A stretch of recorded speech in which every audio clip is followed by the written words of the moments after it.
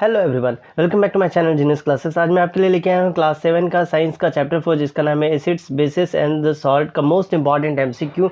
ये आपके ऐसे 2 के एग्जाम में ज़रूर आएंगे, साथ में यूनिट टेस्ट में और आपके जो ओलंपियाड का एग्ज़ाम है उसमें ज़रूर आएगा। इसमें से कुछ क्वेश्चंस मैंने प्रीवियस ईयर का क्वेश्चन के बेस पे ही लिया है, तो ये आपके ओलंपियाड के एग्ज़ाम में कंफर्म से आएगा।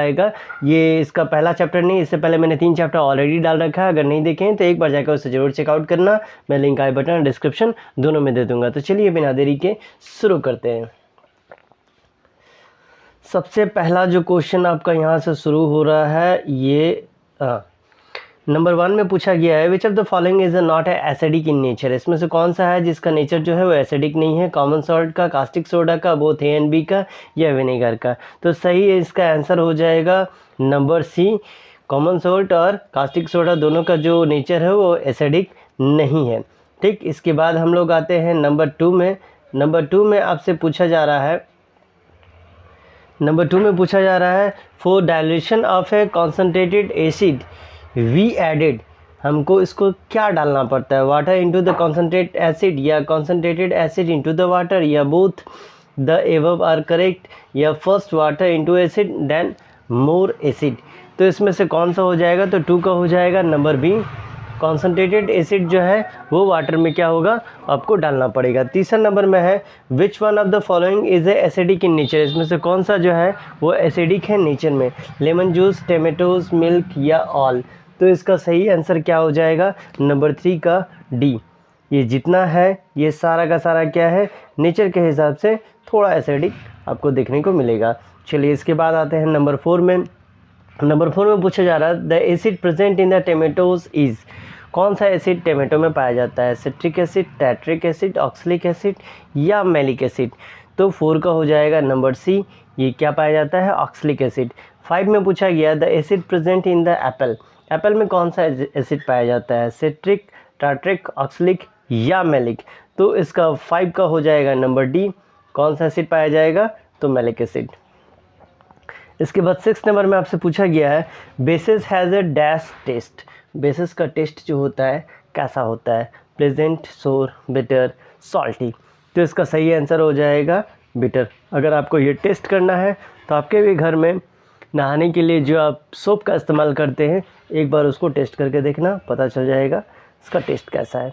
नंबर 7 में आपसे पूछा जा रहा है the common name of NaOH is, NaOH का कॉमन नेम क्या है? Sodium hydroxide, caustic soda, baking soda, या वाशिंग सोडा? तो इसका सही आंसर हो जाएगा नंबर 7 का B number, caustic soda. Number 8 में पूछा गया है which substance is used as an antacid, antacid के रूप में या एंटासिड के रूप में किसका यूज़ किया जाता है? Sodium hydroxide, acetic acid, formic acid, या मैग्नीशियम हाइड्रोक्साइड?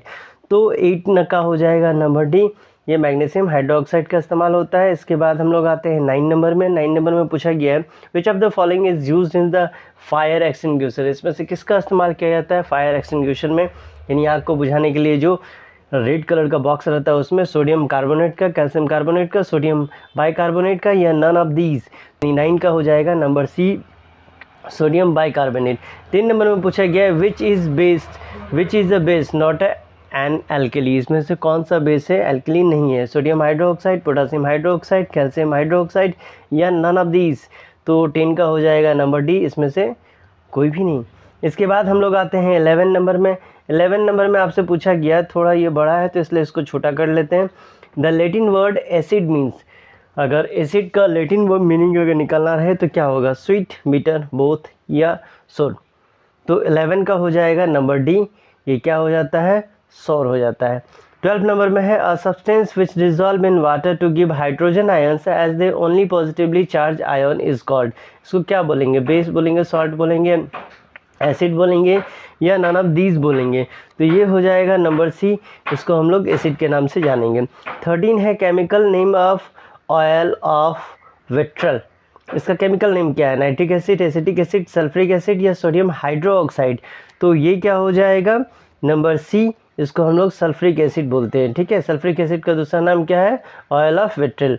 इसके बाद 14 नंबर में पूछा गया hydrochloric acid produce in the stomach is very important for what, जो HCl जो प्रोड्यूस किया जाता है हमारा पेट के द्वारा, ये किसके लिए इंपॉर्टेंट है? Digestion of food, producing acidity in the stomach, या बोथ ए एंड बी, या नन ऑफ दीज। तो 14 का क्या हो जाएगा? ए नंबर किसके लिए है? डाइजेशन ऑफ फूड के लिए इंपॉर्टेंट है। इसके बाद 15 नंबर में आपसे पूछा गया है एल्किलीज आर क्या है? Completely soluble in water, insoluble in water, both A and B, या नन ऑफ दीज। तो 15 का हो जाएगा A number completely soluble in water। 16 में पूछा गया the substance which react with the acid to form salt and water as the only product are known as.